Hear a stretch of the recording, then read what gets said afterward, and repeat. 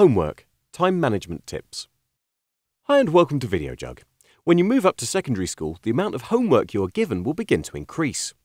When you're studying several subjects at once, it's important to keep on top of things so you can get everything done on time.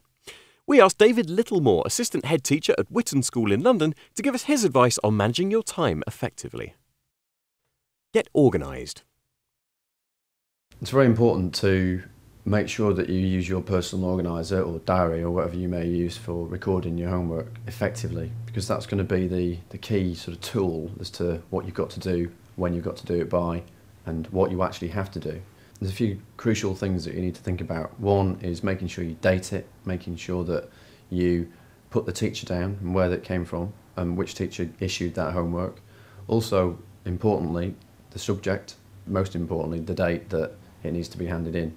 Another thing that you need to be careful of is that at the time of writing it, you will probably understand what you've got to do and you understand what you've written, but 3-4 days later, maybe a week later, when you go back to that, you might not quite understand what you've got to do. So at the time, be clear keep it quite simple when you're writing down the task.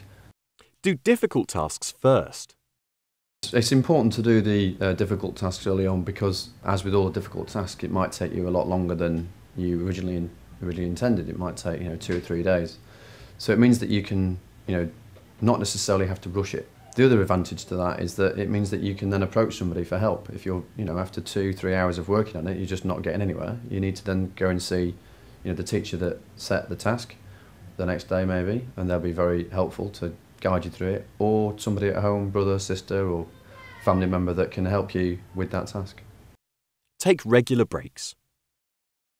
It's a very good idea to work out how much time, first of all, you've got on a particular piece of work and to decide in that time slot when you're going to stop. It's very important to take breaks because the brain will just not be able to absorb the amount of information that you're trying to get in there. And even though you may think that you are doing something particularly well, if you step away from it a little bit, take a few minutes, do something completely different and then go back to it, the brain subconsciously has had a bit of time to sort of reflect. When taking a break, good idea to get out of the room that you're in, maybe put a bit of music on, maybe go have a little walk outside, maybe phone a friend or something, do something completely different that is not necessarily reading, writing or typing or something like that.